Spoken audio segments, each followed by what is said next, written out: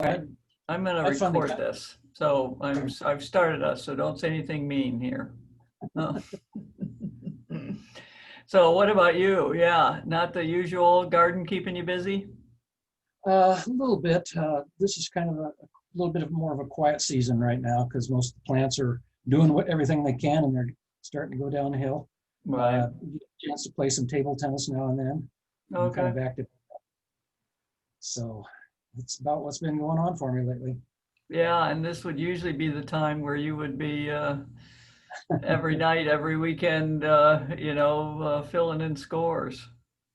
It's usually a pretty busy time for myself and for my volunteers, and we're Mhm. all kind of bored about the whole thing, but Well, you just deal with whatever you can. that's right. Take it a day at a time. Well, I appreciate you doing this. You're our first victim. I mean, Oh, guinea pig. Okay, I understand it.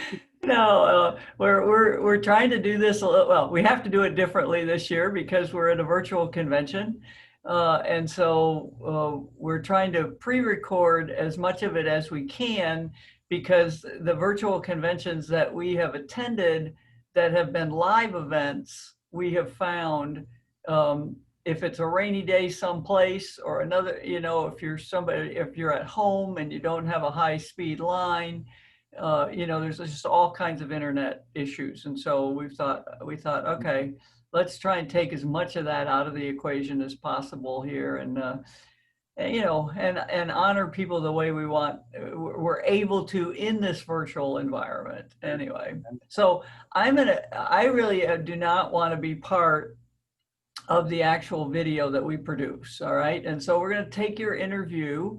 The plan is to take your interview and take the material that you sent to us, the pictures and the other stuff, and send it, give it to a production company, somebody who does these kinds of things professionally, and have them put it into a short little piece. And so in order to do that, um, I sent you the questions in advance and I'll ask them to you, but if you could repeat part of the question in answering it, it'll be better. I mean, in other words, if my first one is tell us how you got involved with volleyball. And if you say, well, in 1942, if you could start Wasn't with, that hard? yeah, I got involved with volleyball, in other words, that you just give a little bit of an opening.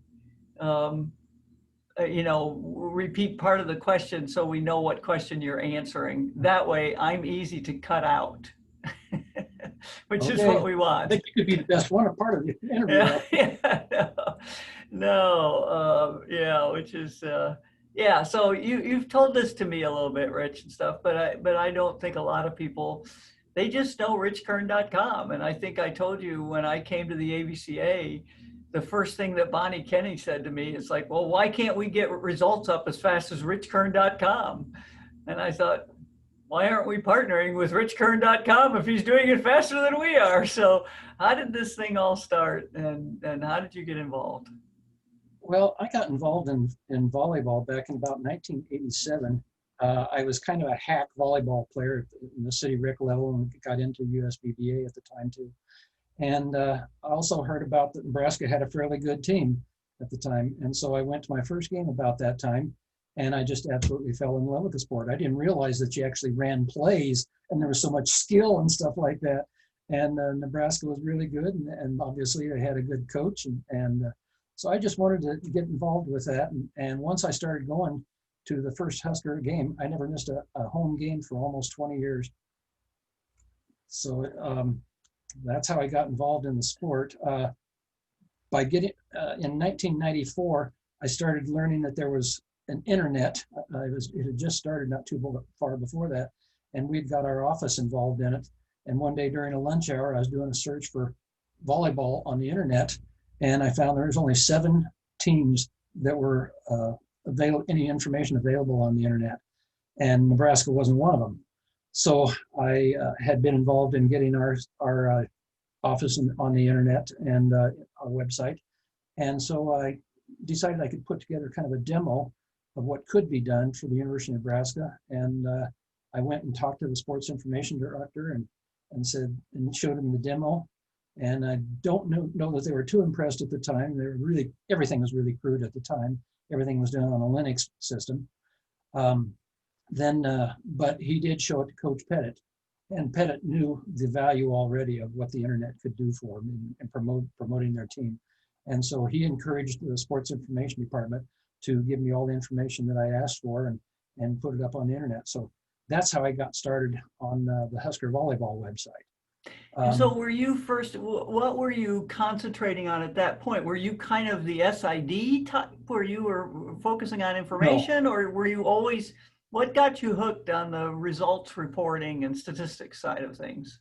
Well, the first 2 years, I just did it strictly for Husker volleyball, and that was just putting basically their press releases up on the internet and the information from the press magazine, whatever I could find on that. And then any of the old historical data, because a lot of times the press guides weren't available to the common people. So I was able to get a copy of that and break all that stuff down and put it on the internet. It was all static at the time, so basically you had to type it all out by scratch. In 1997, I believe it was, I put up my first list of scores. And that was just for the top 25, because you just couldn't hardly, even back then, you couldn't get scores very easily. So I started that just for the top 25 and did that for the first year then. Then in 1998, I decided to expand that to all Division I, because people liked at least the top 25. And also about that time, well, the first time I put it up, Coach Pettit saw it, and he really liked it, gave me a lot of positive feedback. And I also got a message from Russ Rose saying that he liked it. And I then started continuing from that, because that gave me a lot of encouragement when a couple of the two premier coaches say they like what I'm doing and think that I could make a difference. So it was all static again at the time. I had to develop all the pages at home, build them as a web page, and then upload everything on a night, well, not on a nightly, once a week. So that got me up to about 1999. And then by then, University of Nebraska had all their own website going. And so I started out on richkern.com in 1999. So it was a kind of a development period, but it's been fun. Yeah. And so when did it strike you that this could actually be a business, if you will? And it didn't strike me that it could actually be a business for quite some time. And I never intended it for it to be at all. It was just once I had left the Husker volleyball program and started out on my own, I wanted to experiment with a dynamic website so that you enter the information into databases, and then the pages are created dynamically based on the inputs that the visitor inputted so that they could get what they wanted. And so that was just a toy for me. That's why I named it richkern.com, because I didn't know what it was going to really be. In fact, it has richkern.com/VV. That way I could do other things besides just volleyball. And then, I really, it started getting more expensive for me. And some of the coaches had encouraged me to do it as a business to make sure I kept it going, and gave me some incentive to go. And so I think it's about 1993 that I actually decided, well, I'll start charging for it. Prep Volleyball had started charging for their website, and I got a lot of negative feedback from people. They said, going for all the money, and it wasn't my intention at all. I just had to start covering my expenses, because they were getting about $5,000 a year or something like that. So that was, like I say, I've never really intended it to be a business, and I still don't run it as a business. If somebody wants something from me, I'll try to do it, and I've never charged anything for anything special if they've asked. So it's just a way of trying to do what I can for the sport, and I just want to do what I can. It's just been good for me, and I want to be good for it if I can. And how much of it do you do, and your team of volunteers and people who are with you, how much of it are you doing, and how much of it is being done by SIDs, or maybe at some levels even by coaches? I had encouraged SIDs and coaches to help initially, but actually once we got to live scores on there, then it's just as fast for me to be able to do it from our end of it. As soon as the scores, the matches are done, I have all kinds of routines so that I can just copy and paste and hit the submit button and the scores are in. So usually on if they have live scores going, then I have the scores go up within a minute in most cases. Some of them, when there's really busy at a night, then I can't keep up with everything. But then again, I also have two volunteers that have been extraordinary. One of them is from North Carolina and the other's from here in Lincoln. And they just do a great job of like, I'll be doing Division 1, one will be doing Division 2, and then Division 3, and we'll pick up NAIA as we go along then too. And so we spend a lot of time in the evenings. We're spending a lot of time in the evenings, not so much right now, but and then on Fridays and Saturdays and a good part of Sundays, we're busy on most of the day keeping scores active. And then when did you decide to do the Rich Kern rankings and stuff and actually get into that part of it? There was just some other people that wanted to get involved in it. Really, it's nobody, not so many people watch richkern.com ranking system, that part of it. But we do it more because it helps us get involved in the sport. You have to study the teams, all the teams, to know how they compare to others, not just the top 25 and everything that you would normally follow, or a lot of people would just follow their own team. So there's quite a few people that just wanted to get involved in it that way. And so we started doing that. And then I started to have another ranking system several early on, and it was a computerized system. I wasn't doing it. There was a kid from Michigan State that was doing it, Miguel Balacora. And we did that for several years, and then he wasn't able to keep going on it as consistently as I needed, because by then it had been an integral part of my website with the rankings along with the teams, so that you can see, if you beat one team, what that really meant compared to beating other teams. And so then another guy who now, Pablo, Right. has gotten involved with me, and he's done just an exceptional job. And we've had a real good partnership for a long time. And so once we started doing it, then I integrated the Pablo rankings into my scoring system, and it's worked very well. So is the Rich Kern KPI and Pablo, is it a variation? The RKPI, Rich Kern Percentage Index, is totally different from Pablo rankings. Okay. Pablo ranking is a computerized ranking system, but the RKPI is my simulation of what the NCAA's RPI is. Okay. And for several years, I was able to get it fairly close, but not quite. It started getting off a little bit as it gradually worked on. And as I studied more what was going on, I realized that it had to do with how many teams were in it rather than a fixed percentage of different things. I don't go into what the secret ingredients are on it. Everybody knows mostly what the three main things are: is record, your opponent's record, and your opponent's record. But there's some secret things we learned. I don't discuss what those are because the NCAA has chosen not to let that known what that is. But the RKPI now is very close to what the NCAA is for the RPI. Okay. And so the only reason I do that, I'm not a fan of the NCAA RPI, but since that is what they use significantly in their choices for the teams, then it's valuable to the coaches and the fans to know what it is when you're going into the season and when you're getting into the point of the selection. And why are you not a fan of the RPI? It's not nearly as good as the Pablo ranking.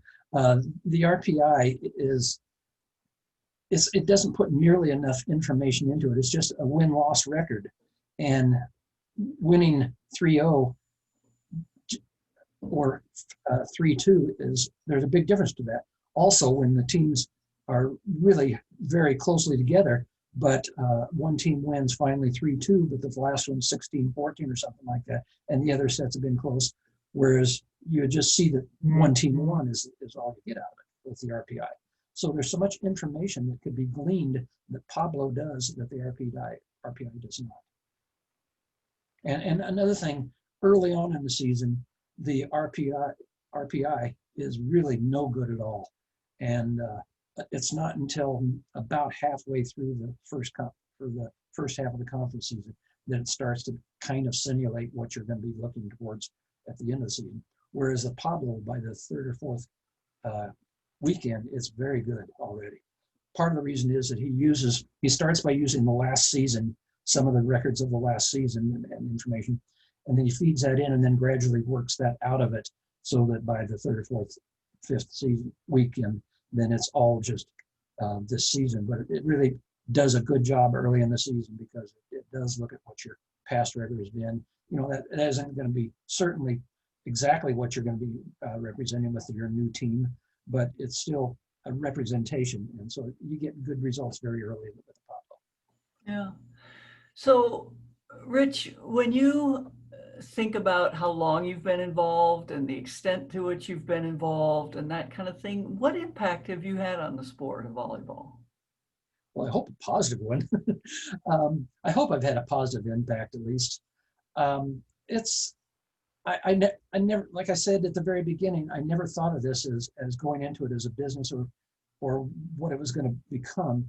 It was just something for me to play with, and then it was something for me that I could kind of help other people find scores because they just couldn't find that.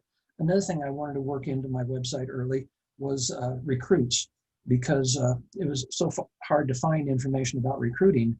And I started my other website, which was Recruiting Registry, and that was to get the kids involved early on. They would have an opportunity to put their bio on my Recruiting Registry website, and it was totally free. And then the coaches could review that, and then I'd be able to find out when they were recruited. And so that was another reason I got into richkern.com was for the recruiting purposes. And now I'm one of the main people that they turn the recruiting information into. It's been fun from that respect. But so it's kind of not a one-stop stop for going to find who's recruited, but it's one of the primary ones. And then as far as the scores, a lot of people come to my site because the scores are up early, and then also because I was able to tie them to the rankings. They know more about what the scores really mean compared to beating one team and beating another team. So I think it's had a pretty good positive impact around. Another thing that, first I wanted it to be primarily for the fans because I was a fan at the time and still am. And also I wanted to be for the coaches, but I found that it's been a lot for the parents and the prep athletes that want to get involved in college volleyball. I have an awful lot of clients that are parents that use that information, the recruiting information, particularly about where they've seen a kid that they've been watching through the years and what school they've gone to, and they can compare their own, if they're not biased too much, they can compare their own child to where they've seen the other kids go to school. And it's really helped them a lot on the recruiting information. So I've had just tons of good reports from parents, from coaches, from fans that like what I've continued doing. So hope I can continue. So when you look into the future, do you spend time speculating about what's next for you and what's next for richkern.com? Oh, I've thought about the future a lot. I in some ways, almost every year at the end of the season, I'm tired of it. I'm just burnt out. I'm sure the coaches are too. You've been doing it. You don't get any time off from August, and for them probably more than that. But from beginning of August to the middle of December, I have no time. I can hardly leave. I can't go to away games, do the things that I'd like to do. I can't travel at all. The only thing I do is go to Husker volleyball home games, and it's frustrating from that point. The other thing that's really frustrating is hackers and cyber crime. That is so frustrating. I've been attacked by it 3 times, and it's not that they're going after information; they're after money. You get the spam or the ransomware. Last year, my service was hacked, and every website on their service, which is thousands, were hacked and shut them all down. They couldn't recover. They finally had to force me over to another service, and that was difficult too. It's just that off-season stuff that's the garbage stuff that I don't like. Once I get into the season, I thought, this is good stuff. I like this. I like helping people. I like to do this. It gives me a purpose, and it's fun to do. and it gives me, it's just a lot of fun things to do. And the other thing is it pays for my my expenses. Anything associated with volleyball, I get to write off on my taxes. And then the other thing is, once the seasons are over, and after the end of December and into January, then at that point, then I've done all my end of season updates and reports on the website, and I'm pretty well done until August again. There's always daily stuff that gets, but then my wife and I can do some traveling, and we enjoy a lot of international travel. Normally, this year we'll be out again. We had to cancel it last year, and we'll have to cancel it this year because usually I do it during the spring, and we'll hopefully have spring volleyball. So that's, like I say, every year I think this is going to be my last, but once I get into it again, I enjoy doing it. What do you wish I would have asked you, or what questions have you thought about that, or comments do you want people to know about you, or about what you do? One fun thing that you didn't ask was that how I got married. I enjoy talking about this because my wife, or my girlfriend at the time, we met on the internet, and she was from Texas, and she'd come up. We were going to go to the San Diego Final Four in the year 2000, and 2001. She'd come up on a Friday, or come up the weekend, and I proposed on her birthday, which is on a Saturday, and then we were going to be leaving on Wednesday. And on Tuesday, before we left, I said, we're not doing anything on Friday because they just play on Thursday and Saturday. Why don't we just fly out to Vegas and get married? And so we did. So we got on the internet on Tuesday night, looked to see what it took, and it didn't take anything at all. We went to the game Thursday night. Friday morning, we flew over to Vegas. We met Joe, the cab driver, who was our wedding planner. He did everything for us. He shut off his meter in between getting the wedding license and doing our marriage, and we had a very nice ceremony. We were back in San Diego by noon, and then we had a party with our best friends there on Saturday for the volleyball game. So the Huskers were playing in San Diego? You were going back to San Diego? Okay. No, they weren't. We just decided we were going to go to all the volleyball Final Fours, because since I couldn't do any during this. All right. So it was the championship was in San Diego, not San Antonio. San Diego. You may have said that. Yeah. San Diego. And so we've been going to just about all the Final Fours since then. Sure. Yeah. That's great. Well, and she puts up with this obsession of yours. When we first got married, she thought the number of players on a team was however many players you had. It's just that's the way it was in high school. You split them up and you put everybody on, half of them on one side, half on the other. Since then, she's gotten pretty knowledgeable, and she knows the players, she knows the plays, and she's very tolerant of it. So yes.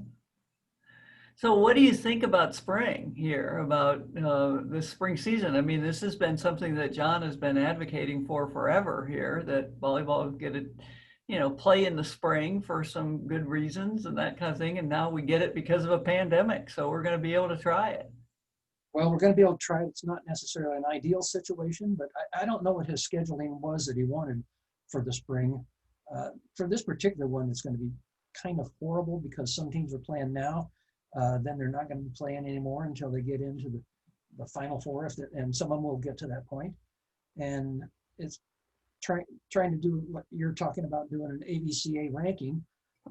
So the ranking is going to be not good, but it's something that fans want to see a little bit, coaches want to see.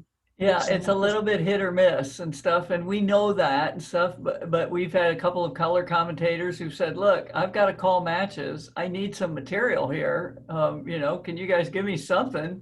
And we're seeing the AP poll, they're doing football and they're adding teams in as they start to play and everything else. So we thought, okay, this has been the service that AVCA provides, which is to try and give, people who cover volleyball and who are interested in volleyball something to talk about, something to argue about, something to pay attention to. And so we thought, all right, let's try it. Yeah, there's no good way to do a ranking at this time, and there won't be a good way to do the ranking trying to mix in the teams that are playing now with the teams that are playing in the spring. So hopefully we'll have the spring season. But you just do the best you can. So you'll have your rankings. I don't know for sure if Pablo will do his yet or not. He hasn't indicated that he will, but he hasn't said he won't. Well, his are all mathematical and ours are all subjective. Yeah. So we've asked all 49 of the coaches who are playing, would they vote? And we figure that's a big enough number that if we get some wingnut ballots, they'll be tossed, that they'll be mitigated by the group. But we're hoping that they're watching other matches on TV and that kind of thing. And so that our coaches are always the ones that feel like they have the best sense of who's a good team and who's not. So it will be the two opposite ends if Pablo is actually doing it, all data, but very limited data, all subjective with very limited matches. Yeah, for our richkern.com poll, a guy named Rob Pigler, who used to be a Division I referee, does all that for me. Our voters, we have about 20 to 25 voters that send in the results to him, and he puts all that together and then sends it to me. But one thing he has done is he has a kind of a band on it, outside band, so that you have to kind of be in that band if you're outside the first time, and we don't start that until about 6-8 weeks into the season. But if you're outside that band, then you kind of have to justify to him why you're saying this team should be ranked that low or this high. And then if you don't justify it and you keep voting out there, and it's not a very good justification other than you think that they should be better than that, then your vote out there won't count as much. So that's the way we're throwing those wing nuts, as you call them, out. But we just don't have that. Our voters are very, very conscientious about it. They say, one of the things we say is you enter your own biases, although I'm sure it does a little bit, but we've been very satisfied with it. And in fact, sorry to say this, Kathy, but our richkern.com poll has actually done better than ABCA for most of the years that we've been doing it. Just slightly, but just okay. Yeah. When you compare, I'm not offended. It's because I don't vote. Like you, we rely on coaches to vote, and we call it the eyes test and the results test, and and we try and throw out the ones that are the crazies and that kind of thing. But yeah. And one other thing that we've done on ours that I don't know that you do on yours is that with richkern.com and what Rob's does is if somebody sends in a vote that doesn't rank Stanford at all, they just overlooked them accidentally, then he'll catch that and he'll let them know. Whereas I've seen some of yours where a very significantly good team is not in there, and it was obviously just an oversight. It had to be, because you can't have somebody like a Stanford or a Nebraska not ranked when everybody else is putting 2 and 3 in. So it really helps. Yeah, well, it's good stuff. Good stuff. Well, you've certainly made an impact on the sport, and I know baseball has their people that they look at that started their statistics and kind of brought them into the mainstream, and basketball has its folks. And I think when we're looking back on the sport of volleyball as to who provided the information to put us on the map and to give us the legitimacy that we're a real sport, Rich Kern is going to be a name that's going to be part of volleyball history. So I just thank you very much for all the time and for the interest. And I certainly appreciate your comments, Kathy. One other thing I should emphasize is that the partnership with the AVCA has been valuable to me. You've also provided me with a reputation too, because nobody would be associated with AVCA that didn't sort of qualify to be that. And so that has been very good for me too. So I'm glad we've been able to work together, and I think it's been good for both of us. Absolutely. Absolutely. Thanks much, Rich. Well, thank you so much, Kathy. I appreciate this. All righty. Bye-bye. Bye-bye.